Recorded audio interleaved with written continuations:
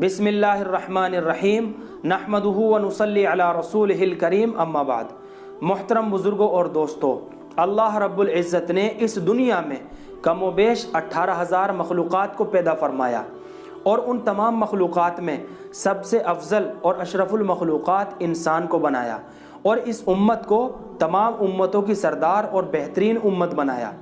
ذرا سوچئے اور غور کیجئے، کیا بغیر کسی مقصد کے اشرف المخلوقات بنا دیا؟ کیا بغیر کسی مقصد کے بہترین امت بنا دیا؟ ہرگز نہیں۔ دعوت اور تبلیغ کا کام کرنے کی وجہ سے اس امت کو یہ فضیلت دی گئی ہے، اور اس کے اصل حقدار تو صحابہ اکرام ہیں۔ ہمیں تو یہ فضیلت مفت میں مل گئی، لیکن اس کا حق ادا کرنے کی کوشش کیجیے۔ میرے بھائیوں، اللہ رب العزت اپنے قرآن کریم کے اندر ارشاد فرماتا ہے، وَمَا خَلَقْتُ الْجِنَّ وَالْإِنسَ إِلَّا لِيَعْبُدُونَ، کہ ہم نے جنات اور انسان کو صرف اپنی عبادت کے لیے پیدا فرمایا ہے۔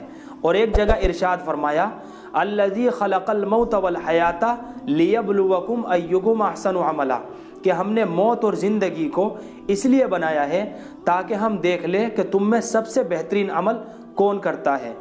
حق تو یہ ہے کہ ہمارا اکثر وقت عبادت میں گزرے اور تھوڑا سا وقت ضروریات زندگی اور بیوی بچوں میں گزرے، مگر افسوس ہے کہ آج ہمارا سارا وقت مال کمانے میں گزر جاتا ہے، ہمارا سارا وقت عیش و عشرت میں گزر جاتا ہے، ہمارا سارا وقت بیٹے اور بیٹیوں کی زندگی بنانے میں گزر جاتا ہے۔ اگر ہمارے پاس کسی چیز کے لیے وقت نہیں ہے تو وہ عبادت کے لیے نہیں ہے، اگر ہمارے پاس کسی چیز کے لیے وقت نہیں ہے تو وہ دین سیکھنے کے لیے نہیں ہے۔ ہم کب تک اپنے جسم اور جانوں کے ساتھ وفاداری کریں گے، اور کب تک اپنے خالق اور مالک کے ساتھ بے وفائی کریں گے؟ میرے بھائیوں اور دوستو، حدیث پاک کے اندر ایک واقعہ ذکر کیا گیا ہے جس کا خلاصہ یہ ہے کہ ایک شخص کے مرنے کا وقت قریب آ گیا۔ اس نے اپنے تینوں بھائیوں کو اپنے پاس بلایا اور پہلے بھائی سے کہا کہ بھائی، میرے مرنے کا وقت قریب آ گیا ہے، تم بتاؤ میرے لیے کیا کرو گے؟ تو اس بھائی نے جواب دیا کہ جب تک تم زندہ ہو میں تمہارے ساتھ رہوں گا، اور جب تم مر جاؤ گے تو میں کسی اور کا ہو جاؤں گا۔ دوسرے بھائی سے پوچھا کہ بھائی، میرے مرنے کا وقت قریب آ گیا ہے، تم میری کیا مدد کر سکتے ہو؟ دوسرے بھائی نے جواب دیا کہ بھائی، جب تک تم زندہ ہو میں تمہارے ساتھ رہوں گا، تمہارا علاج کراؤں گا اور تمہاری خدمت کروں گا، اور جب تم مر جاؤ گے تمہارے جنازے کی نماز پڑھاؤں گا، پھر اس کے بعد قبر میں دفن کروں گا، دفن کرنے کے بعد واپس چلا آؤں گا۔ پھر اس کے بعد تیسرے بھائی سے کہا کہ بھائی، میرے مرنے کا وقت قریب آ گیا ہے، تم میری کیا مدد کر سکتے ہو؟ تیسرے بھائی نے جواب دیا کہ بھائی، جب تک تم زندہ ہو میں تمہارے ساتھ رہوں گا، جب تم مر جاؤ گے میں قبر میں تمہارے ساتھ آؤں گا، جب منکر نکیر سوال کریں گے تو ان کے سوالوں کے جواب دینے میں تمہاری مدد کروں گا، قبر میں تمہارے لیے آرام اور سکون کا ذریعہ بنوں گا، کوئی عذاب تمہارے قریب آئے گا اس کو ہٹا دوں گا، جب تک تمہیں جنت میں نہ لے جاؤں اس وقت تک خدا سے تمہاری سفارش کرتا رہوں گا۔ تو میرے بھائیوں، پہلا بھائی مال ہے جو مرنے کے بعد پرایا ہو جائے گا، دوسرا بھائی رشتہ دار اعز و اقارب ہیں جو قبر تک ساتھ دیں گے پھر واپس آ جائیں گے، اور تیسرا بھائی نیک اعمال ہے جو قبر میں تمہارے ساتھ جائے گا۔ تو لہٰذا سب سے بہتر تیسرا بھائی ہے، اس کو حاصل کرنے کی کوشش کریں۔ محترم بزرگوں اور دوستو، نبی اکرم صلی اللہ علیہ وسلم ارشاد فرماتے ہیں، لِكُلِّ أُمَّةٍ فِتْنَةٌ وَفِتْنَةُ أُمَّتِي الْمَالُ، ہر امت کا ایک فتنہ ہوتا ہے، میری امت کا فتنہ مال ہے۔ لہٰذا مال خیر کا ذریعہ بھی بن سکتا ہے اور مال ہلاکت کا بھی ذریعہ بن سکتا ہے۔ اگر ہم حلال طریقے سے کمائیں گے اور حلال چیزوں میں خرچ کریں گے تو مال خیر کا ذریعہ بنے گا، اور اگر ہم حرام طریقے سے کمائیں گے اور حرام چیزوں میں خرچ کریں گے تو مال ہلاکت کا ذریعہ بنے گا۔ اس لیے ضرورت کے مطابق ہی مال کمائیے، حرص اور لالچ میں نہ جائیے۔ زیادہ مال والا دوسروں کے مقابلے میں 500 سال بعد جنت میں جائے گا، کیونکہ مال والا حساب و کتاب دینے میں مشغول اور پریشان رہے گا۔ نبی اکرم صلی اللہ علیہ وسلم ارشاد فرماتے ہیں، لا تزول قدم ابن آدم یوم القیامت حتی یسأل عن خمس، عن عمرہ فیما افنا، وعن شبابہ فیما ابلا، وعن مالہ من این اکتسبہ وفیما انفق، وماذا عمل بما علم۔ اس حدیث پاک کے اندر اللہ کے نبی صلی اللہ علیہ وسلم ارشاد فرماتے ہیں کہ قیامت کے دن آدم کی اولاد کے پیر اپنی جگہ سے اس وقت تک نہیں ہٹیں گے جب تک 5 سوالوں کے جوابات نہ دے دے۔ نمبر 1، اپنی عمر کس چیز میں لگائی؟ نمبر 2، اپنی جوانی کس چیز میں صرف کی؟ نمبر 3، مال کہاں سے کمایا؟ نمبر 4، مال کہاں پر خرچ کیا؟ نمبر 5، اپنے علم پر کیا عمل کیا؟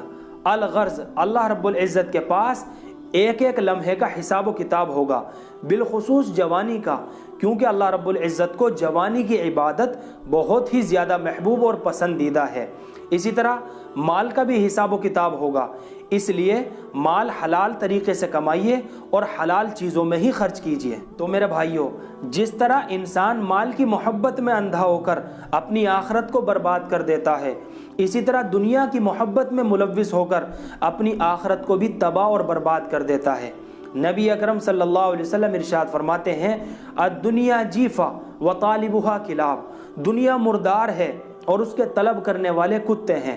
نبی اکرم صلی اللہ علیہ وسلم نرم مزاج ہونے کے باوجود بھی اتنے سخت الفاظ استعمال کیے ہیں، اس سے آپ بخوبی اندازہ لگا سکتے ہیں کہ دنیا سے محبت کرنا کتنا سخت ناپسندیدہ عمل ہے۔ میرے بھائیوں، خدا کی قسم، ایک دل کے اندر 2 محبتیں ہرگز جمع نہیں ہو سکتی، یا تو اللہ کی محبت ہوگی یا پھر دنیا کی محبت ہوگی۔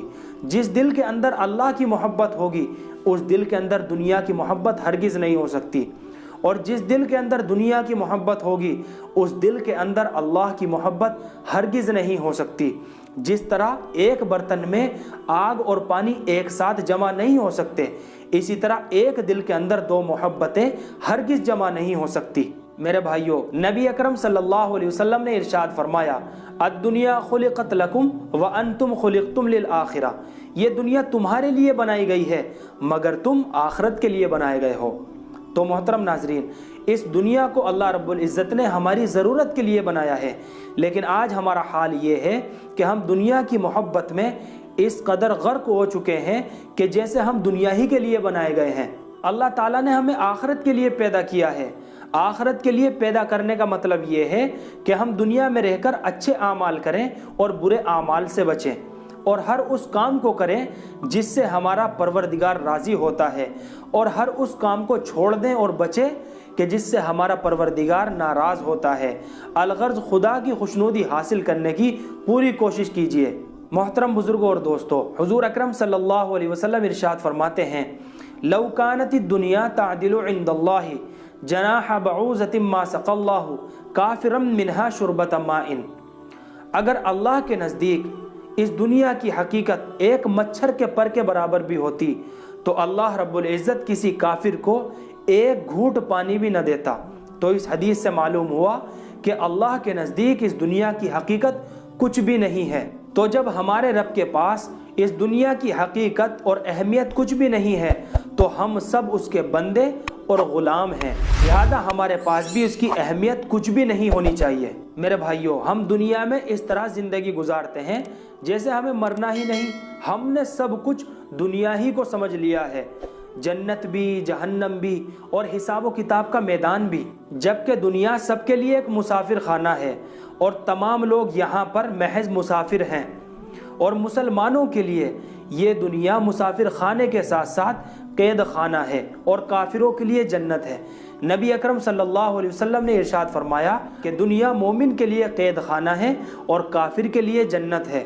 جس طرح قیدی اپنی آزادانہ زندگی نہیں گزار سکتا بلکہ جو پابندیاں جیل خانے کی طرف سے اس کے اوپر عائد کی گئی ہیں ان پر عمل کرنا ضروری ہے، اسی طرح مسلمان بھی اپنی من چاہی زندگی نہیں گزار سکتا بلکہ رب چاہی زندگی گزارنا ضروری ہے۔ تو میرے بھائیوں، دین زندگیوں میں آنے کے لیے، نیک اعمال زندگیوں میں آنے کے لیے، برے اعمال زندگیوں سے جانے کے لیے، کلمے والا یقین زندگیوں میں آنے کے لیے، نماز کی پابندی زندگی میں آنے کے لیے، روزے کی پابندی زندگی میں آنے کے لیے، حج کی پابندی زندگیوں میں آنے کے لیے، اچھے معاملات زندگی میں آنے کے لیے، اچھے اخلاق زندگی میں آنے کے لیے، خدا کا ڈر زندگی میں آنے کے لیے، जन्नत का शौक़ ज़िंदगी में आने के लिए, जहन्नम का खौफ ज़िंदगी में आने के लिए जमाअत में निकलना ज़रूरी है, दावत और तबलीग के काम में निकलना ज़रूरी है। जो बंदा दावत और तबलीग के काम में निकलता है उसको हिदायत भी बहुत आसानी के साथ मिल जाती है, क्योंकि वो मस्जिद वाले माहौल में रहता है, नूरानी माहौल में रहता है, अल्लाह ताला की निगरानी में रहता है, गुनाहों से बचता है, नेक आमाल को कसरत से करता है, तक़वा इख्तियार करता है, इसलिए अल्लाह रब्बुल इज़्ज़त उसको हिदायत से नवाज देता है। तो मेरे भाइयों, मस्जिद वाले माहौल में रहकर इंसान को क्यों हिदायत आसानी के साथ मिल जाती है और घर वाले माहौल में रहकर इंसान को हिदायत क्यों आसानी के साथ हासिल नहीं होती है, मैं आपको एक मिसाल देकर समझाता हूँ। 1 रुपये का सिक्का अगर वो ऐसे हौज और दलदल में गिर जाए कि जो चारों तरफ से कीचड़ से भरा हुआ है, तो आप उसके ऊपर 100 जग पानी भी डाल लोगे ना तो वो सिक्का साफ नहीं हो सकता, क्योंकि सिक्के के इर्द गिर्द यानी चारों तरफ कीचड़ ही कीचड़ है। इसलिए सिक्के को कीचड़ से साफ करने का आसान तरीका ये होगा कि उस सिक्के को कीचड़ वाले माहौल से बाहर निकाल लिया जाए। अब आधा जग पानी डालने पर सिक्का साफ हो जाएगा, क्योंकि सिक्का कीचड़ वाले माहौल से बाहर निकल चुका है, इसलिए आधा जग पानी डालना अब उसके लिए काफ़ी होगा। ठीक इसी तरह हमारे घर का माहौल है। हमारा घर गुनाहों से घिरा हुआ है, हमारा घर टीवी और फिल्मों से घिरा हुआ है, हमारा घर नाच गानों से घिरा हुआ है, हमारा घर ऐशो इशरत से घिरा हुआ है। तो इस माहौल में और इस सूरत में अल्लाह की मदद कैसे आएगी और अल्लाह की तरफ से हिदायत कैसे आएगी? इसलिए इस घर के माहौल से निकलकर मस्जिद के नूरानी माहौल में जाइए, फिर देखिए कि अल्लाह की तरफ से हिदायत किस तरह आती है। जिस तरह सिक्के को कीचड़ वाले माहौल से निकालकर थोड़ी सी मेहनत करने पर सिक्का साफ हो जाता है, इसी तरह घर के माहौल से निकलकर दीनी माहौल में जाने से थोड़ी सी मेहनत करने पर अल्लाह ताला की तरफ से हिदायत के फैसले आ जाते हैं। मोहतरम भाइयों और दोस्तों, अल्लाह रब्बुल इज़्ज़त कुरान करीम के अंदर इरशाद फरमाता है, लन तनालुल बिर्रा हत्ता तुनफिकू मिम्मा तुहिब्बून, तुम कामिल नेकी को उस वक्त तक हासिल ना कर सकोगे जब तक तुम अपनी महबूब तरीन चीज़ को खर्च ना कर दो। आज हमारे लिए सबसे महबूब चीज़ जान, माल और वक्त है, और बीवी बच्चे हैं। इन सब को अल्लाह के रास्ते में कुर्बान कीजिए। इनको अल्लाह के रास्ते में कुर्बान करने का आसान तरीका ये है कि दावत और तबलीग के काम में निकल पड़िए, क्योंकि जमात में निकलने से ये सारी महबूब तरीन चीज़ों की कुर्बानी अमल में आ रही है। जमात में निकलने के बाद हमारा माल भी खर्च होता है, हमारा वक्त भी खर्च होता है। हम 40 दिन या 4 महीने के लिए अपने बीवी बच्चों से भी दूर हो जाते हैं, और अल्लाह के रास्ते में मुसीबतों को बर्दाश्त करना भी जान कुर्बान करने के बराबर है। लिहाजा जमात में निकलने से ये चारों महबूब तरीन चीज़ों की कुर्बानी अमल में आ रही है। इसलिए हर शख्स जमात में निकलने की पूरी कोशिश करे। आज अगर हम अपनी इस्लाह की फ़िक्र नहीं करेंगे, अपने बीवी बच्चों की इस्लाह की फ़िक्र नहीं करेंगे, घर में दीनी माहौल की फ़िक्र नहीं करेंगे, तो वो दिन दूर नहीं है कि जब दीन हमारी ज़िंदगियों से गैर महसूस तरीके से निकल जाएगा और हमें पता भी नहीं चलेगा। दीन हमारी ज़िंदगियों से निकल जाएगा, हमारे बीवी बच्चों की ज़िंदगियों से निकल जाएगा। इसलिए अभी और इसी वक्त पक्का इरादा करें और अपना नाम लिखवाएं, अपना भी नाम लिखवाएं, अपने दोस्त और अहबाब का भी नाम लिखवाएं और अपने घर वालों का भी नाम लिखवाएं। तो बताओ भाई, 40 दिन की जमात में निकलने के लिए कौन कौन भाई तैयार है, और 4 महीने की जमात में निकलने के लिए कौन कौन भाई तैयार हैं? वो सब खड़े होकर के अपने नाम लिखवाएं।